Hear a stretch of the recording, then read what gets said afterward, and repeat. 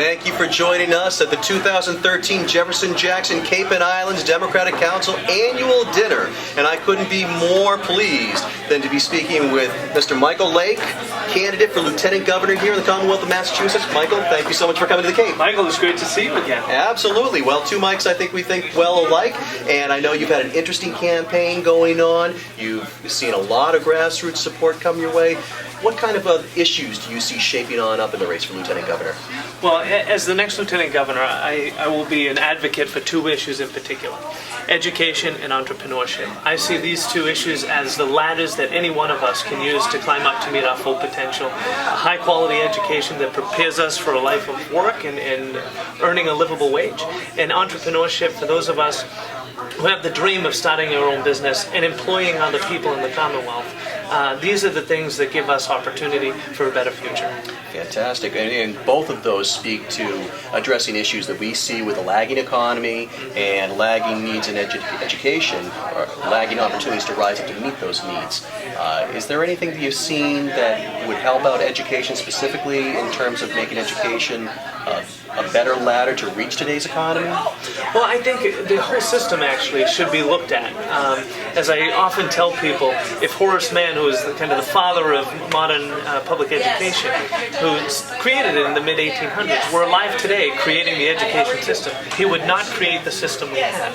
So it's a time for us to relook at the whole system, to step back, to kind of get out of the weeds a little bit and look at it from the big picture. Are we educating our children to the point where they can graduate and have a future for themselves? My father was 18 when he graduated and then started his own heating, ventilating, and air conditioning business. He had the skills he needed at 18 years old to start and run a successful business. Every child should have that. I'm the first in my family to go to college.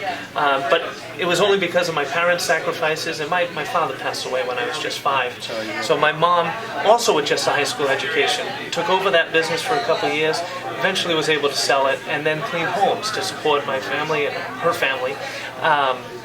But they had the skills coming out of high school to do that. I've been fortunate to be the first in my family to graduate college, and my education has given me the opportunity to stand here as a candidate for Lieutenant Governor, to serve President Clinton at the White House, and so many other opportunities in between. I was going to say, you've had not only an impressive academic resume, but also a professional resume. Did you want to talk about some of those highlights from your professional experience that make you the best candidate for Lieutenant Governor?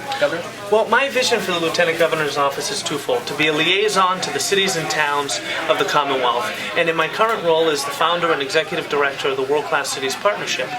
I build partnerships with cities around the world to exchange solutions to municipal challenges. Also, I believe that the 21st century Lieutenant Governor has a very important purpose, and that is to be not just the liaison to cities and towns, but to be the Commonwealth's liaison to the rest of the world. We are operating in a global economy, but Massachusetts needs to fully compete in the global economy, which means we need somebody out there promoting Massachusetts as the premier place in the country to do business, to bring jobs to our shores, to open the U.S. market for foreign companies, and by having this opportunity in my current role to build relationships with foreign governments, private sector, and nonprofit sector, I have that opportunity to leverage that for the betterment of the Commonwealth. Fantastic. That's an inspiring message. You've seen an awful lot of support come your way for your candidacy. Did you want to speak a little bit about some of the grassroots and the support you've seen around the Commonwealth for your candidacy? Well, thank you for saying that. It's been positively overwhelming. We did only our e-launch. We look forward to doing a formal launch soon, but the e-launch has energized the Democratic Party in our favor. We've had over 15,000 people view our fan page, Facebook fan page, in the first day alone. We've had hundreds of people sign up to volunteer through our website, electmikelake.com, and we're already organizing our field organization, which is to say we already have half of our Senate district with district coordinators, volunteer district coordinators. Right here we have Ed McManus on the Cape, and in the Governor's Council district we have a coordinator, Walter Moniz. Fantastic. Yeah, so we're very fortunate. That's a lot of positive progress that's been made already early out of the gate, so it's impressive and aggressive. And you're here down the Cape visiting with us, so we always appreciate seeing you here. You've already told me that you're going to come down again, and we'll press the flesh with a few more of our constituents down here. That's exactly right. Fantastic. We look forward to seeing you. Michael, great to see you. Good to Thank you see so much. And thank you very much for coming on down. My pleasure. And it is my privilege to be standing here at the 2013 Jefferson Jackson Dinner, the Cape and Islands Democratic Council, with our Cape and Islands Democratic Council President, Mr. Bob Isidore, but also, hot off the primary win, Congressman Ed Markey, running for Massachusetts Senate. Thank you so much, Congressman, for being with us. Thanks for having me. I appreciate it. Absolutely. It's our deep honor. Bob, this is fantastic. Have the Congressman with us, future Senator, and we are going to give him all the Cape and Islands support. Absolutely. Absolutely. How do you feel coming straight off of the primary win? Well, I campaigned for 12 to 14 hours a day for 4.5 months to win the primary. And I got up the next morning and I've been going straight through. I took no days off since the end of December, and I will take no days off until June 25th because the Republicans will not win the Senate seat here in Massachusetts. Well, we're depending on you to bring us that win, and I'm sure you're depending on us to help you with that. So I know that's part of the message, is reaching on out to the constituency and energizing them to get out and vote and certainly support you. You've been a fan of Cape Cod for such a long time. Can you talk about some of the things that bring you to the Cape, that you love about the Cape, and that you'd support about Cape politics? Well, of course, the Cape is a very, very special place. It's iconic.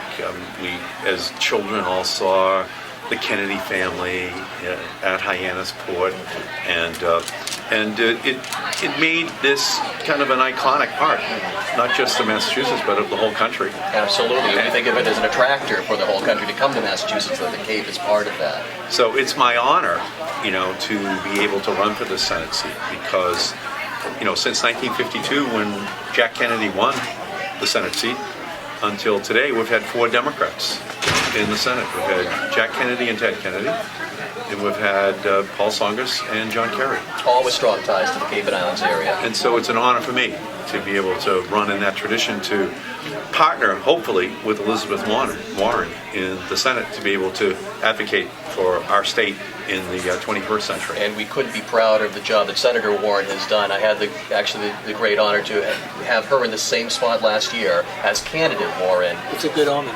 It is a very auspicious omen. We'd like to think that this is a lucky spot. And one thing I could say, my town, Yarmouth, Yarmouth is a very conservative town, but you garnered almost double the amount of votes that the Republican candidate did, besides beating your opponent as well. So.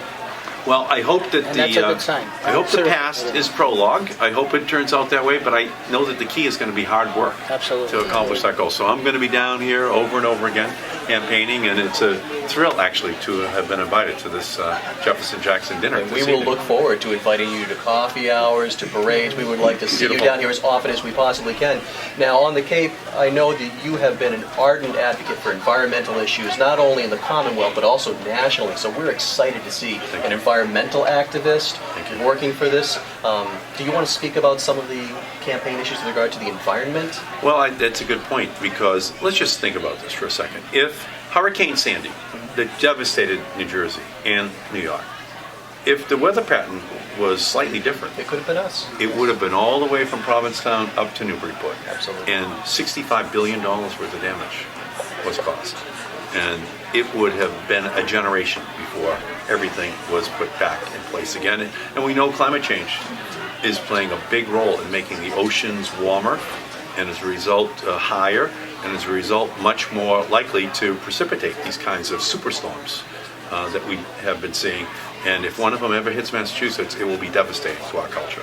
Especially to us right here on the Cape, where we stand at the vanguard of reception. So I want to make sure we put in place the preventative programs that reduce dramatically the greenhouse gases that we're sending up there, the red, white, and blue CO2, and then we can basically say to the Chinese, the Indians, the Germans, and others, you must stop as well. You must reduce dramatically. And you've been an ardent advocate on those global issues as well as issues that affect the Commonwealth. With regard to education, I know you've also had quite a bit of success speaking with regard to education reform. Did you want to talk about that? Well, education is central. The kids are only 20% of the population, but they're 100% of our future.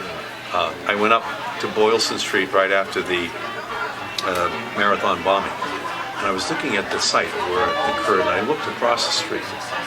And across the Boston Public Library, for a whole block, the inscription reads, "The Commonwealth requires the education of its people as the best protection of liberty and order." So we can't retreat because the Founding Fathers knew what was right. We just have to keep investing, make sure every child gets a skill set that they will be able to take anywhere around the world for the rest of their lives. And sequestration, this crazy program, cuts education. We'll cut 190 teachers out of the Massachusetts school system, cuts Head Start, cuts programs that are really central to the long-term well-being of our country. And as a veteran, I know you've been staunchly aggressive. Well, I am actually not a veteran. Oh, no, I mean a veteran fighter for political I see. ideals here in the I see. Commonwealth I see. for us in the national stage. Can you comment a little bit about the gridlock in Congress and the difficulty that you see? Well, these Tea Party Republicans, they don't believe in government. You know, there's a Republican paradox now that they don't believe in government, but they have to run for office in order to make sure the government doesn't work. And so that's our dilemma, that's our problem. And so we have to try our best to defeat as many of these Tea Party Republicans as possible so that we can make the system work again. Government has to work to take care of the problems that affect every family in our country. You've done an admirable job. Thank you. Thank you very much for all of your work. Thank you so for much. coming and seeing us on the Cape. We will see you several more times during the election Thank you cycle. so much. Thank you. Thank you. Thanks. Okay. Thank you. Thank you very much for the time. And thank you. I would like to introduce Scoutmaster Brian Carey for the presentation of colors. Good evening, everybody. Good evening. We're going to present the colors from some Boy Scouts, Girl Scouts, and Cub Scouts. But to make things a little bit easier, I'd like you all to remain seated until the colors are presented. And then after all the colors are presented, we will all stand and do the Pledge of Allegiance. So without further ado, I'd like to introduce representing Troop 50 from Yarmouthport, Star Scout Alan Healy.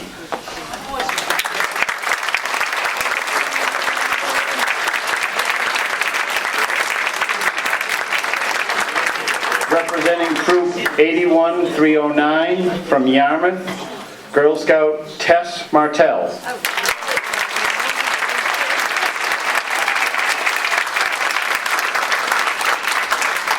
Representing Troop 50 from Yarmouthport, Scout Nicholas Carey.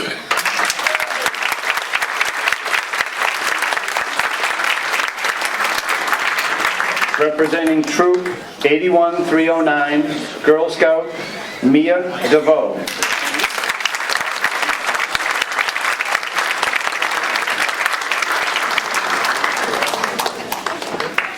Representing Pack 59, Yarmouth. My God, I'm having a blank. Tiger Cub, Caden Slowick.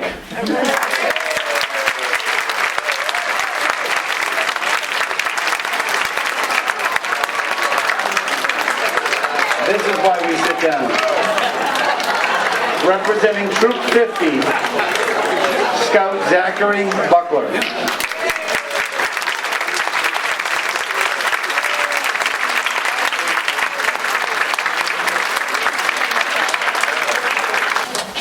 I pledge allegiance to the flag of the United States of America and to the republic for which it stands, one nation, under God, indivisible, with liberty and justice for all. Thank you very much. Mr. Bob Isidore. Out this way, please. Out towards your right. Thank you. How about one more big hand for the Scouts?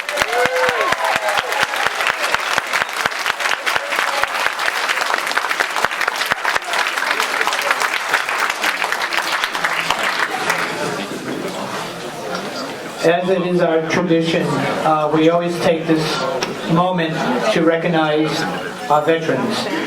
Many of you are veterans, have veterans in your families, and have lost veterans. I'd like to read a short poem. It is the veteran, not the preacher, who gives us freedom of religion. It is the veteran, not the reporter, who has given us freedom of the press. It is the veteran, not the campus organizer, who has given us freedom to assemble.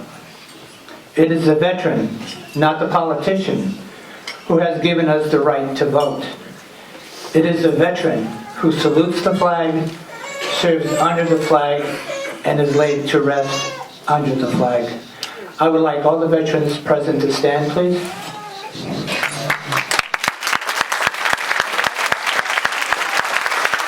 Thank you all veterans for your service.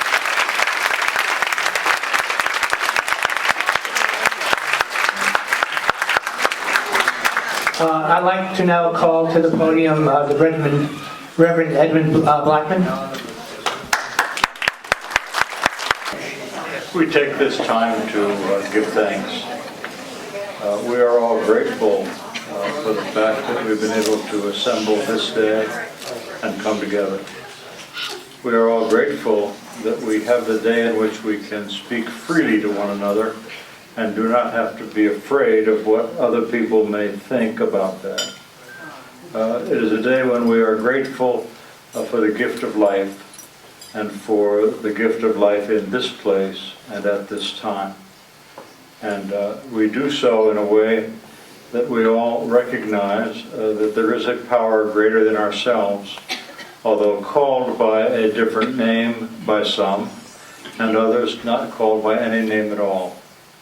In any event, together, we give thanks for the day and for the opportunity we have to share in the gift of life in this place and at this time. Amen. Now give me great pleasure to bring to the podium a good friend of mine. He's the Deputy Treasurer for the Massachusetts State Party. Also taller than I am. I think everybody in this room is taller than I am. My friend, and I think, oh, Pat is just right. Pat is shorter than I am. Thank you.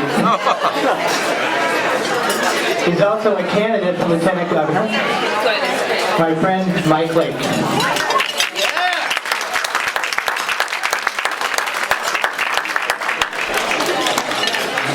Don't go too far, Bob. Well, it's great to be back at the Jefferson-Jackson dinner. This has become a tradition of mine and one I'm proud to be a part of. If you'll indulge me for just a minute, I'd like to share a quick story and do a quick presentation that was unexpected by Bob and Dave. As many of you know, I ran for auditor when many of us first met. When I lost that race, I was fortunate enough to be elected as Deputy Treasurer of the Democratic Party here in Massachusetts. And it was my fellow state committee members who gave me one of the greatest honors of my life this past year to serve as one of Massachusetts' 11 members of the Electoral College. In that capacity, I was granted a further honor by my peers to serve as the Secretary of the Electoral College, and gave me that chance to call the roll for votes for President Obama and Vice President Biden, and to take those votes. During that process, I used several pens, and it is a great pleasure for me tonight to present to Bob and to David, wherever he has disappeared to, in appreciation and a small token of my recognition for all that you do for the Cape and Island Democratic Council, all that you do for fair elections in the Commonwealth, a model I hope we can spread across Massachusetts, and all that you have done for me personally. I treasure our friendship, and I'd like to present to you this pen from the Electoral College.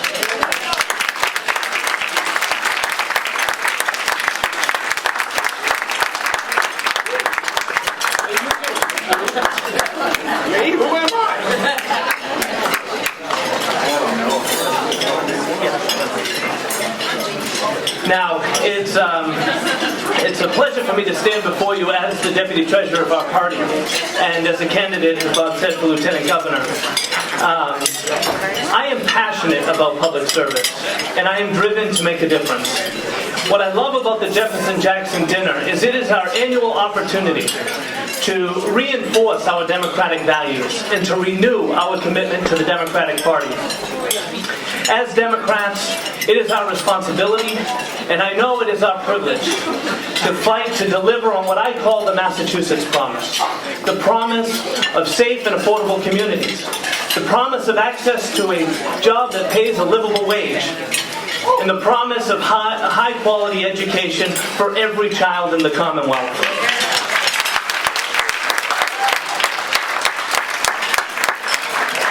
When my father was 18, he graduated high school, Malden High School, in fact. And at that young age, he had the skills he needed to start his own heating, ventilating, air conditioning business. He ran that company successfully on just a high school education for 18 years, until at the age of 36, he passed away unexpectedly. I was 5 and my sister was 3. My mother, also with just a high school education, took over my father's company until she was able to sell it, and then cleaned homes to support our family. My family has survived and has been built on the Massachusetts promise. This past Tuesday, Democrats from across the Commonwealth came out and we elected our nominee to be the next U.S. Senator from Massachusetts, Ed Markey. A man who has been fighting for families just like mine for 37 years in the Congress. My family was proud to have representation like from Congressman Markey, and we were proud to stand with him in the primary. I personally was proud to co-host a Young Professionals event that brought over 300 young professionals out to support the congressman, many of whom had never been involved in a Democratic campaign ever. And the part that I'm most proud of is that 255 volunteer shifts were signed up for that night in the GOTV effort. Young people are the future of our party, and Congressman, I want to commend you for inspiring a new generation to serve. Thank you.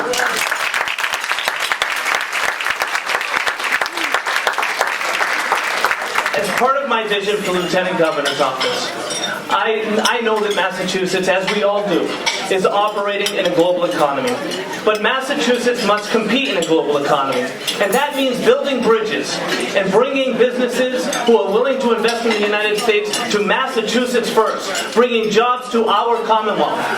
This past week I had the honor to host the U.S. Ambassador to Portugal and a delegation of business leaders looking to invest in Massachusetts.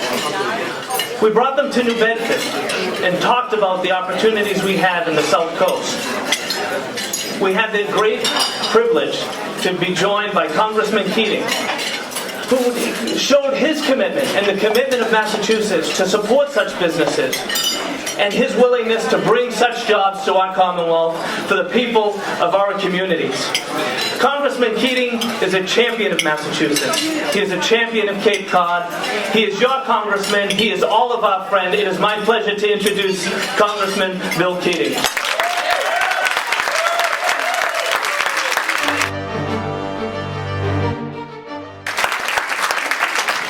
Thank you, Michael, and a commercial from Bob Isidore before I begin. The silent auction remains in effect, and if anyone hasn't partaken or taken the opportunity, do it, or else Bob and Dave will be after you for the rest of the evening.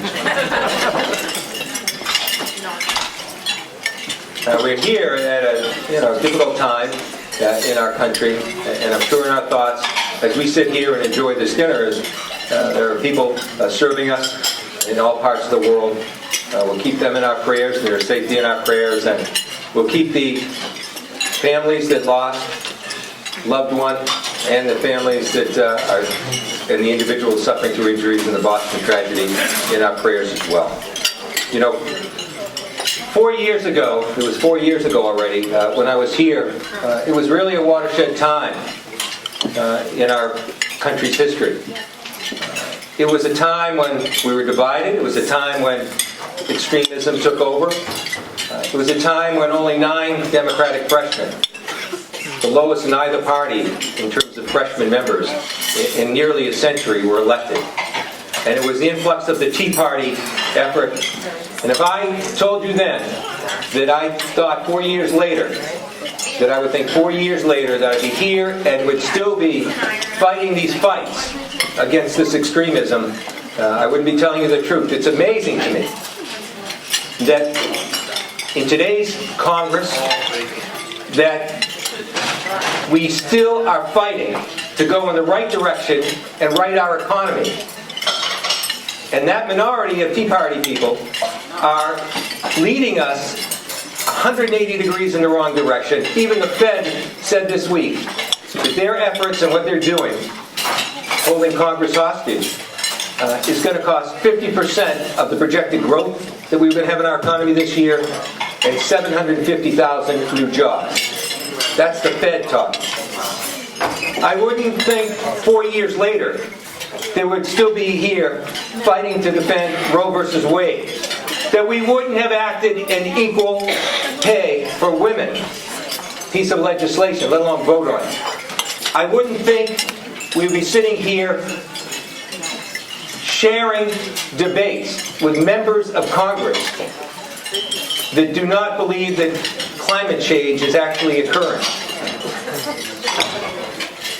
I wouldn't believe we'd hear, after tragedy that we've had, that we wouldn't be able to put a common sense gun legislation piece through Congress and signed by the President. I mentioned this.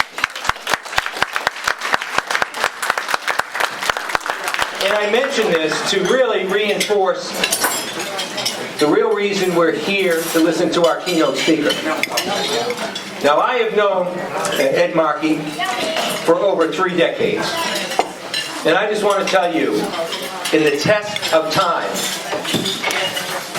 he is the most solid guy you could ever ask for. In that period of time, I don't know anyone who's ever questioned where Ed Markey stands. Think about it. They may not agree with everything. You know where he stands. He's a stand-up guy, and he speaks what he thinks is best for this country, and he's a person that won't waver as a result of pressure.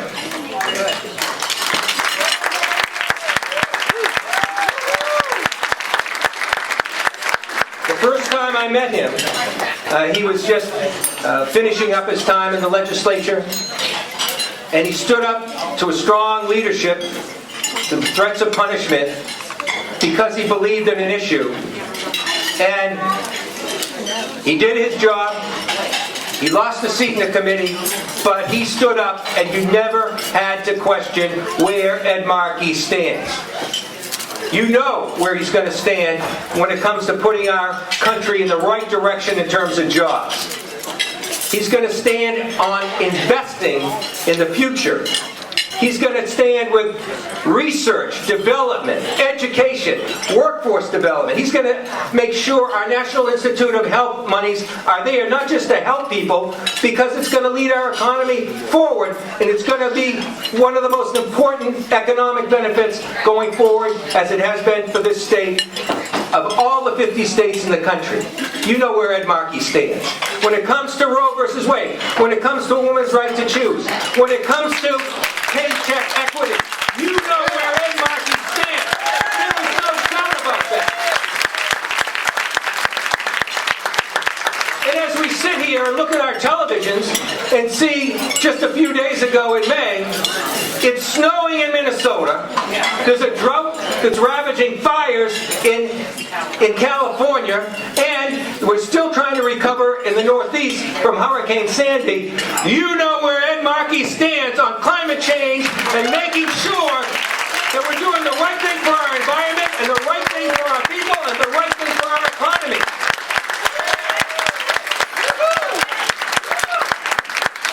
And you're not going to have to worry when it comes to issues about safety and making sure common sense gun legislation goes through. You're not going to have to pick up the phone and say, I wonder what Ed Markey's going to do. I wonder what he thinks about this. You're going to know what he thinks, and you're going to know where he stands, and there will be no doubt about it.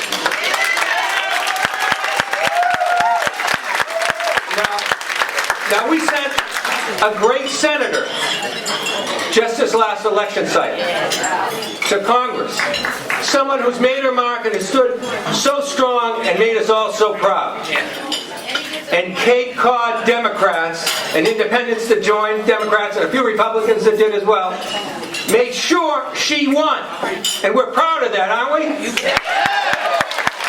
We want to make sure she continues to be effective, don't we? Think about this.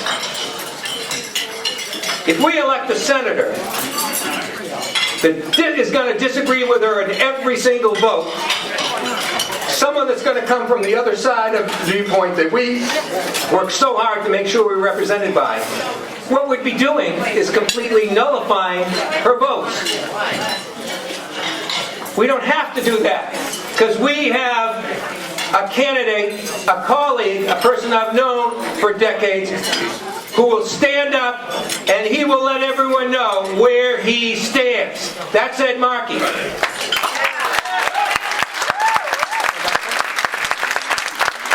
I want to share this with all of you because I know it will have a lot of meaning to you.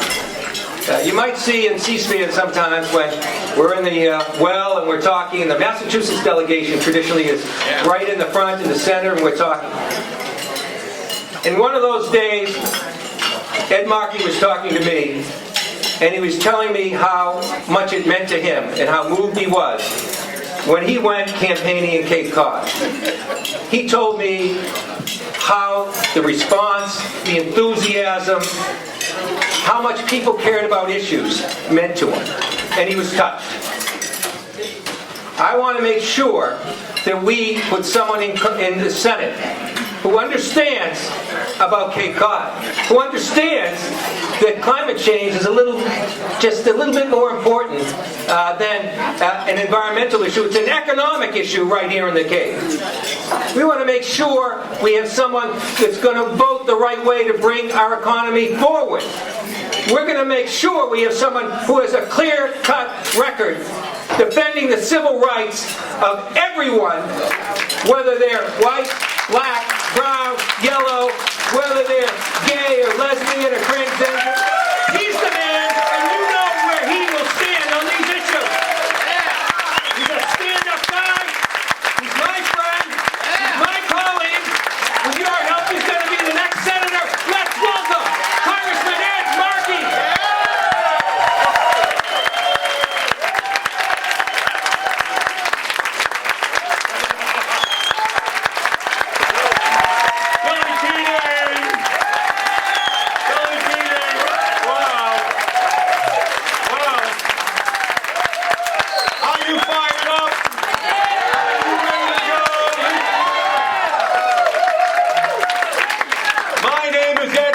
I am running for the United States Senate, ladies and gentlemen.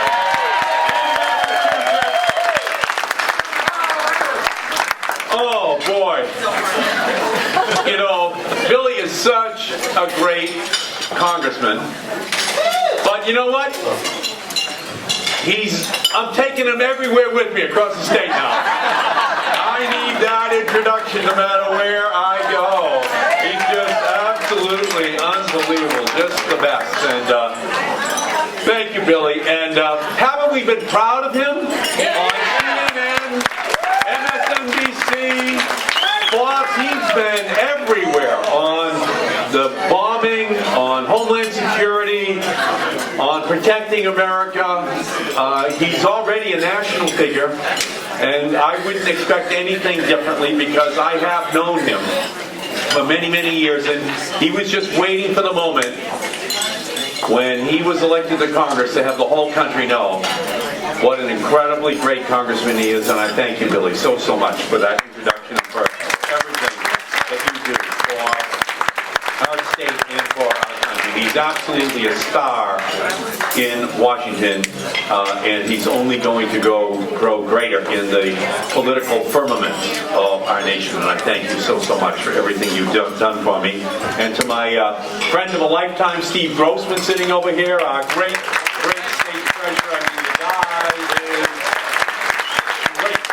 And just thank you so much for all that you do. Terry Murray, back here, our great Senate president. Thank you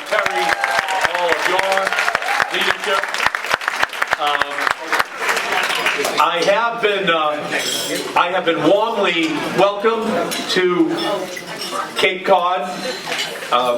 In Barnstable, there were 200 people who came to my first event, then down to Orleans, then back to Barnstable again. And in each one of these events, I have been greeted by and introduced by this incredible duo of Sarah Peake and Senator Dan Wolf. And I thank you both for the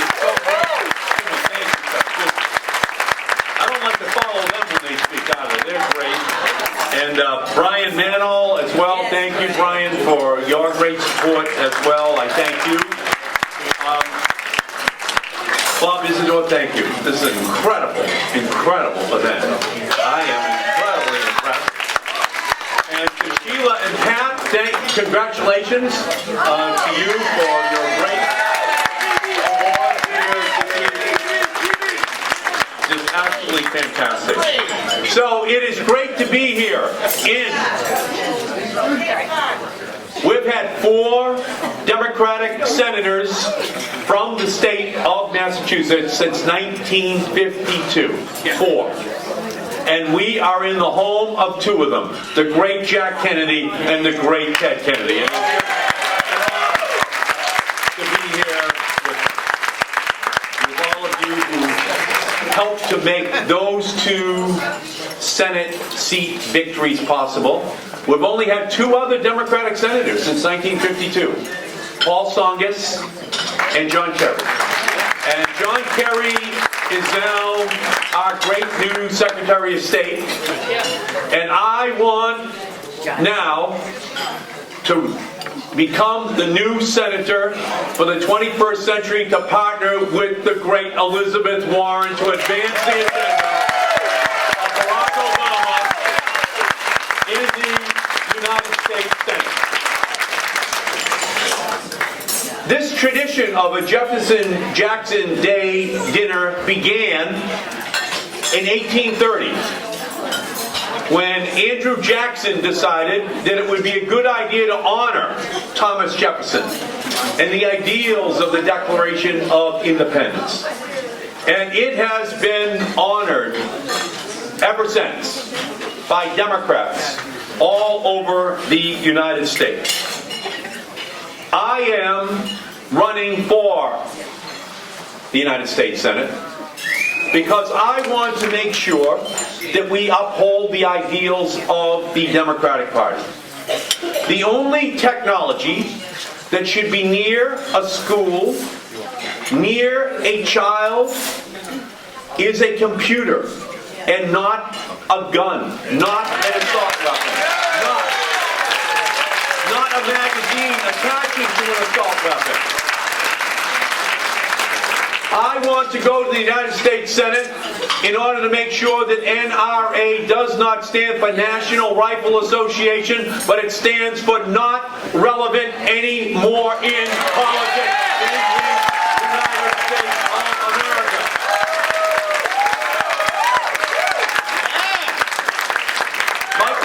Michael Lake and I, we come from Malden, and believe me, we see too many instances of gun violence now. Too many instances of people who are unnecessarily harmed by guns in our society. 52 children die each week from gun violence in the United States of America.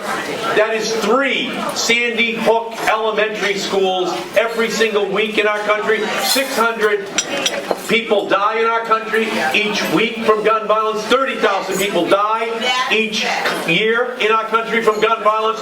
We have to ensure that we get these guns off our streets. We have to take them. Gabriel Gomez says he is not in favor of banning assault weapons. Gabriel Gomez says he is not in favor of banning these magazines. We need to send someone to Washington who is going to reflect the values of the state of Massachusetts, and I intend on being that senator.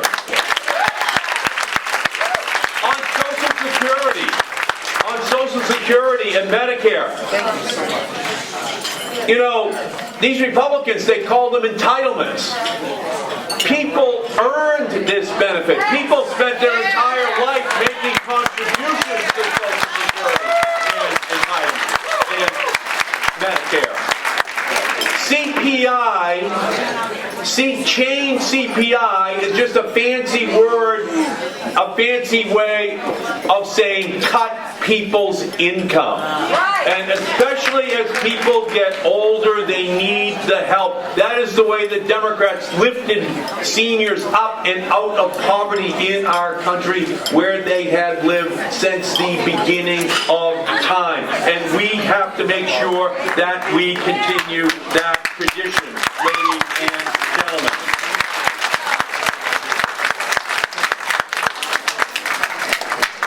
The issue of whether or not we are going to have something that we fight over on entitlements? Well, how about the $40 billion in tax breaks that the oil industry believes that they are entitled to? What about the hundreds of billions of dollars that are given to multinational corporations to offshore jobs from the United States? They believe they're entitled to those tax breaks. What about the $100 billion in new nuclear weapons that the defense industry wants to construct, although we have no one any longer to shoot these nuclear weapons at, and we already have thousands of them already that are ready to go? What about those entitlements that people think cannot be touched? Ladies and gentlemen, we have to ensure that we have a full debate on who gets the real entitlements in this country. And so, for me, being down here on the Cape, talking to you, the heart and soul of the Democratic Party, it really is inspiring to me.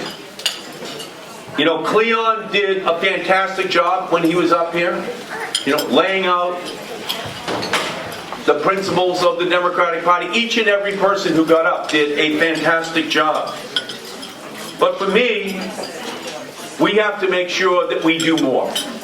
My opponent is saying that the regulations that Barney Frank and Chris Dodd put on the books to make sure that Wall Street was properly regulated are too tough. They're too strong. We have to take them off the books. It's almost as though they live in a Wayback Machine, where they forget that President Bush had 2 huge tax cuts, mostly for the wealthy, that was never paid for. That he fought 2 wars that was not paid for. That he allowed a casino to be set up in Wall Street, while his regulators turned a blind eye to the impact that it was going to have upon our economy, which then led to the collapse of the economy in the United States. And what they are now saying, the Republicans, is they want to take away the watchdogs on Wall Street and let the lapdogs from the Bush era go back to business. Well, ladies and gentlemen, we know that the protections of the American people, beginning with Franklin Roosevelt, putting regulations on the books to protect against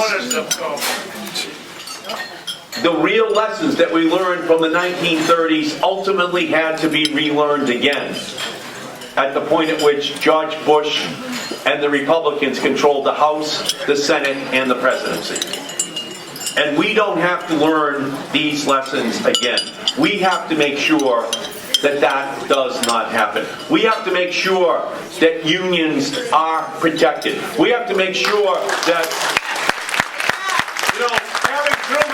Harry Truman used to say, the Republican Party supports the minimum wage. The lower the minimum, the better, Harry Truman used to say. That was their position. Well, ladies and gentlemen, we have to raise the minimum wage. It is too low in the United States of America.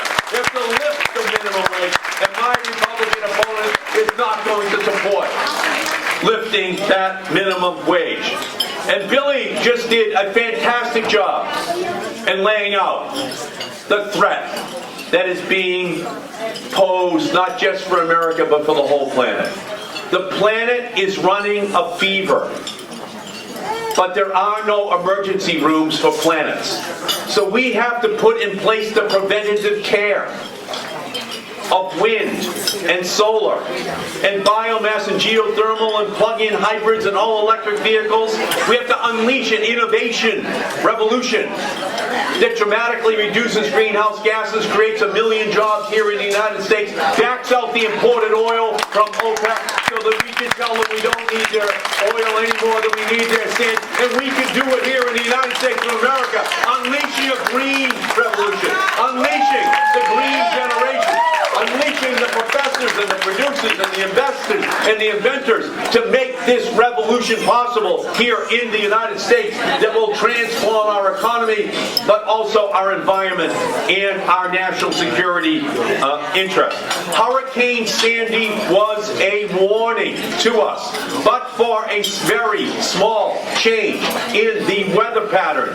The $65 billion worth of damage in New Jersey and New York would have hit Cape Cod, all the way up the Massachusetts coast to Newburyport. And it would have affected us for a generation. It was a warning. We have to put in place the protective care that ensures that we reduce the likelihood that we ever do see such a catastrophe hit in Massachusetts or any other place on the planet. The least that we should be able to say is that we really tried to avoid those catastrophic events as we move forward in the years ahead. Now let's move on to health care. Just as recently as 5 weeks ago, the Republicans brought the Paul Ryan budget out on the floor of Congress to once again privatize Medicare, to once again undermine the health care programs that President Obama put on the books. Ladies and gentlemen, my proudest vote in 36 years in the United States Congress was to vote for that health care bill, which was the fulfillment of everything that we had tried to do, from Harry Truman through Lyndon Johnson, through our great hero Ted Kennedy, through Barack Obama. They were right. Health care is a right and not a privilege in the United States of America, and we have to make sure that we keep that bill on the books. We were running in the United States, up until that bill, we were running a sick care system, not a health care system in the United States.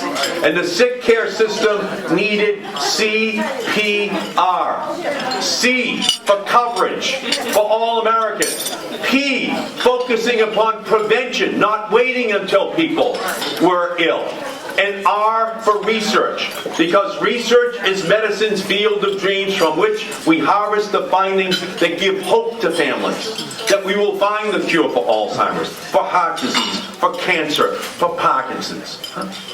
And what sequestration does is cut the NIH budget every single year for 9 years in a row.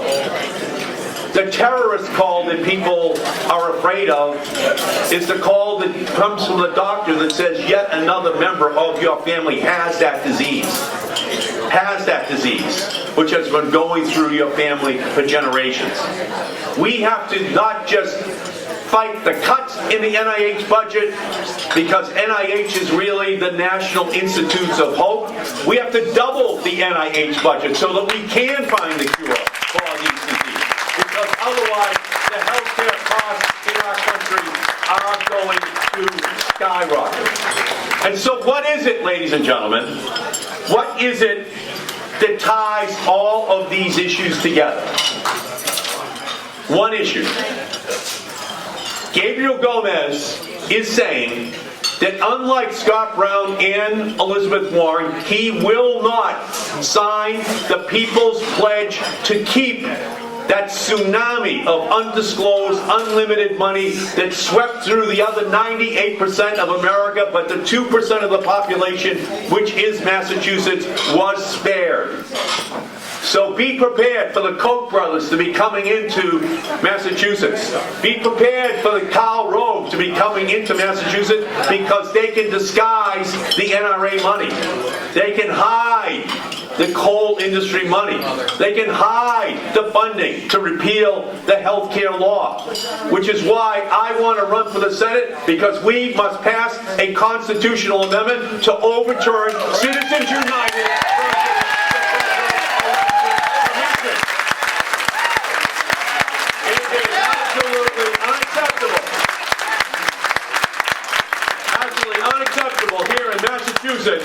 That millionaires can come in, put commercials up, and no one will know who paid for them in order to advance the goal of electing a Republican senator from Massachusetts.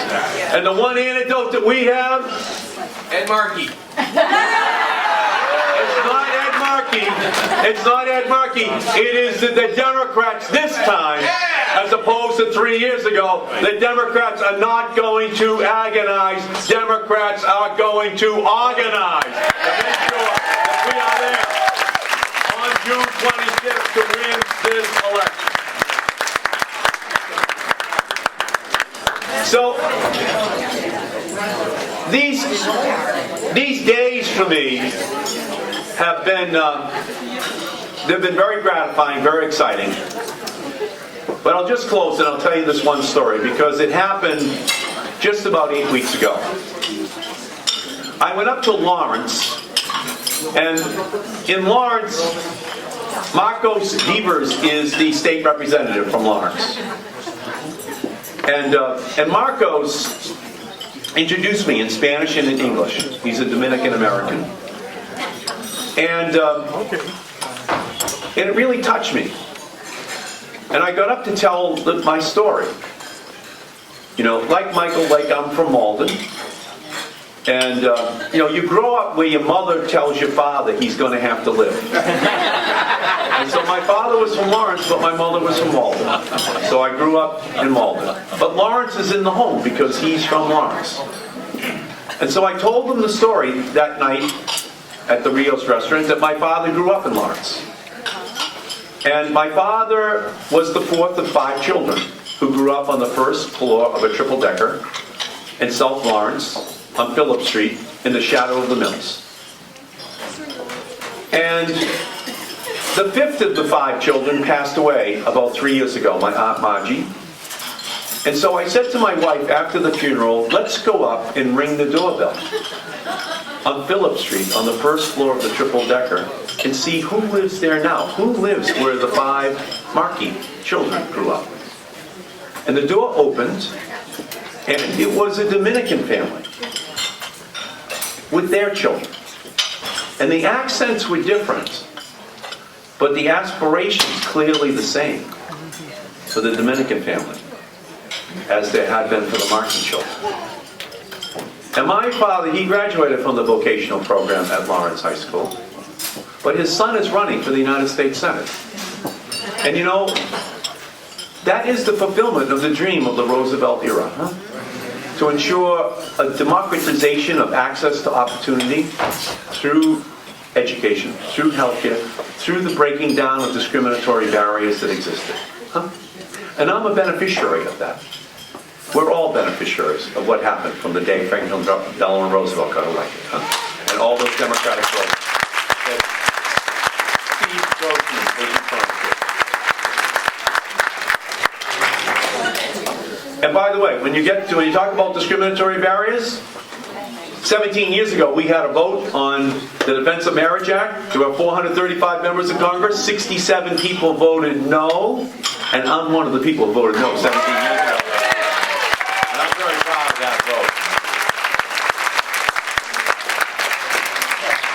My mother was a junior in high school. She was about to become valedictorian and the senior class president, but my grandmother died. And in an immigrant house with 5 children, before Franklin Delano Roosevelt, the social safety net was that one of the girls will just have to stay home. So my mother had to transfer over to the commercial course and just raise the 3 younger girls. That's the way it was. There's no Social Security, there's no Medicare, there's no Medicaid, there's no unemployment insurance, there's nothing. That's the way it was. And so by the time my mother had finished raising that first family and married my mother, the milkman, and that's an interesting house to grow in, grow up in, the valedictorian and the milkman. I just want to tell you that I was born when she was 39, and my brothers were born when she was 40, the twins. And we knew that we weren't as smart as my mother, who could do calculus at the table for fun, even though she never had it. And we knew we would never work as hard as my father, who was the milkman. Huh? But my mother would always say to us that we are going to be blessed with something else, that we will have opportunities. Huh? And those opportunities were being presented by the Democratic Party, that life had changed. And that's why I am the first person in the history of my family to ever go to college, because those opportunities all of a sudden started showing up. And when my mother got Alzheimer's, my father said to me, "You know, Eddie, it was an honor that your mother married me." I was just a milkman, he would say. And so, your mother's never going to step foot in a nursing home. We're keeping her in the living room. Age 80, 82, 84, 86, 88, 90. And all of these people who take care of their families, they're heroes, but heroes need help. They need help. And that's what Medicare is all about. That's what Medicaid is all about. That's what Social Security is all about. That's what all these programs are all about. That's what broke the history of 5,000 years once the Democrats took over in 1932. It changed ordinary families' relationship with the unlimited potential that every human being has within them. And so I'm running for the United States Senate because it's really about those kids on the porch up in Lawrence right now. And every kid on every porch, in every city, in every town, all across our country. We have a responsibility to them to make sure that the 21st century is more clean, more educated, more healthy, and more fair than the 20th century was. That's our job. That's the signal that Massachusetts has to send in this realm. In 2010, Scott Brown won. It sent the wrong message from Massachusetts. In 2013, ladies and gentlemen, we are going to send a message from Massachusetts that we believe in that vision that President Obama laid out in his inaugural address. And I am going to give it everything I have for this final 7 weeks. If you give me everything you have, then I think we're going to stand together on June 25th, knowing that we have sent a message to the United States of America that we want the democratic vision for what our country should be further extended into the 21st century. Thank you all so much.